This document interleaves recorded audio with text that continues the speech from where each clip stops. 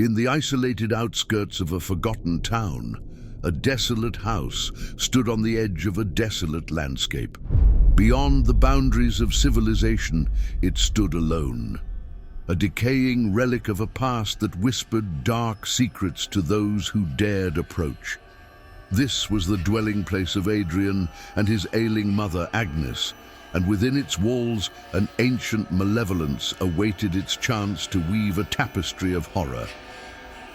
The tale began on a night suffused with an unnatural stillness. The moon, obscured by a shroud of ominous clouds, cast feeble light upon the dilapidated structure. A howling wind swept through the overgrown grass, carrying with it a whisper that seemed to emanate from the very foundation of the house. Adrian, a man in his 30s with a quiet demeanor, moved through the dimly lit corridors, his footsteps echoing in the oppressive silence. Agnes, confined to her bed in the room adjacent to Adrian's, was a shadow of her former self. The weight of an unspoken affliction bore down on her fragile form. Her once luminous eyes now held an emptiness that spoke of a darkness beyond the grasp of human understanding. As the night deepened, an unsettling chill settled within the house. Adrian, despite his stoic exterior, couldn't shake the feeling that something lingered in the shadows, watching and waiting. The wind outside intensified, causing the time-worn shutters to creak and moan in protest. An ethereal howl echoed through the desolate landscape, carrying with it a sense of impending doom. The following days unfolded in a disquieting routine. Adrian, devoted to caring for his ailing mother, observed a gradual deterioration in Agnes's condition. Her once melodious laughter turned into hollow echoes, and her gaze, when it met Adrian's, held an unsettling vacancy. Night after night, Adrian found himself lying awake, tormented by the distant cries of unseen creatures and the ominous rustling of the wind through the skeletal branches of nearby trees. One evening, as the sun dipped below the horizon, casting long shadows across the unkempt yard, Agnes's condition took a drastic turn. Adrian, sitting by her bedside, witnessed an otherworldly transformation. Agnes's eyes, once dulled with affliction, now glowed with an unnatural fervor. Her frail form convulsed, contorting in ways that defied the limits of the human body. Adrian, paralyzed with terror, watched as a guttural voice emanated from Agnes's throat, an otherworldly dialect that echoed through the silent halls. Unearthly symbols appeared on her flesh, glowing with an ethereal light. The room seemed to pulse with an unseen energy, as if the very air had been tainted by an ancient malevolence. In the midst of the supernatural spectacle, Agnes's body levitated above the bed, suspended by an unseen force. Adrian, driven by a mix of horror and fascination, felt an oppressive weight upon his chest as he struggled to comprehend the unholy spectacle unfolding before him.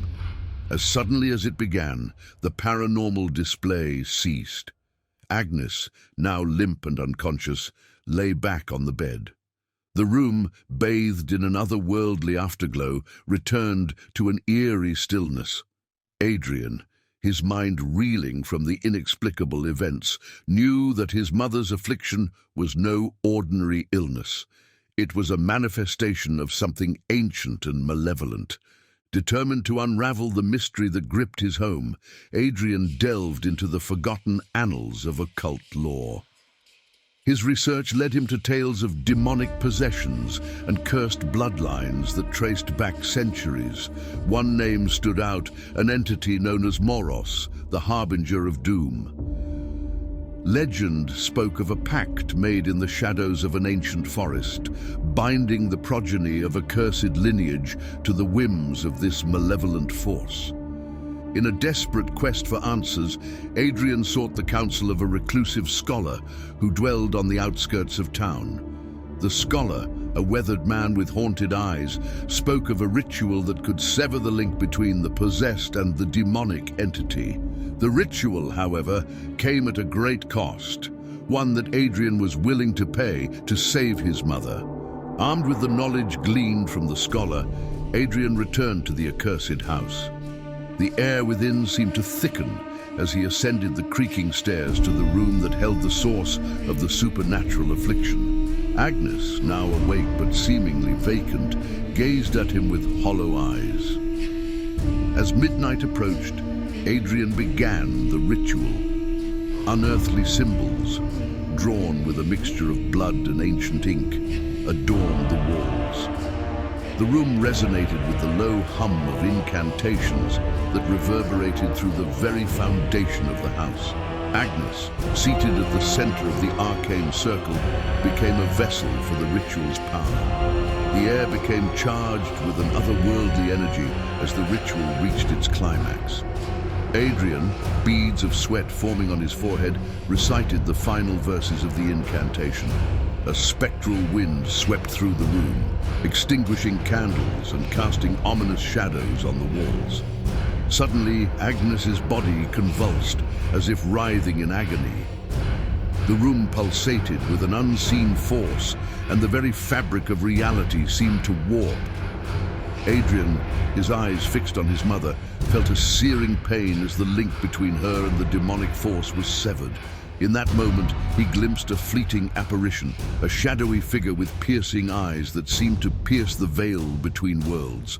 As the ritual concluded, silence descended upon the room. The symbols on the walls began to fade, and the oppressive weight that had lingered in the air lifted. Agnes, now free from the clutches of Moros, collapsed onto the floor, her breathing steady but exhausted. The house, once a vessel for malevolence, stood eerily quiet. The wind outside had subsided, and the distant cries of unseen creatures were replaced by an uneasy calm. Adrian, physically and emotionally drained, helped his mother to her feet.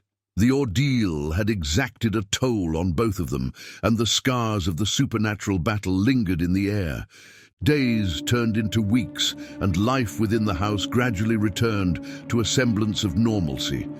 Agnes, though physically weakened, showed signs of recovery. Yet, a haunted look lingered in her eyes, an indelible mark of the supernatural affliction that had gripped her. The town, oblivious to the horrors that had transpired, continued its existence beyond the boundaries of the desolate landscape. Adrian and Agnes, forever changed by the ordeal, faced an uncertain future. The ancient force that had haunted their home was vanquished, but the echoes of its malevolence lingered in the recesses of their minds. As night fell upon the isolated house, Adrian and Agnes sat in silence, contemplating the shadows that danced on the walls.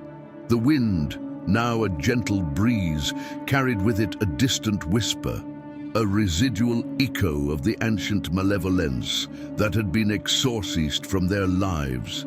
The house, once a stage for supernatural horror, stood as a testament to the thin veil that separates the living from the shadows that lurk in the darkness.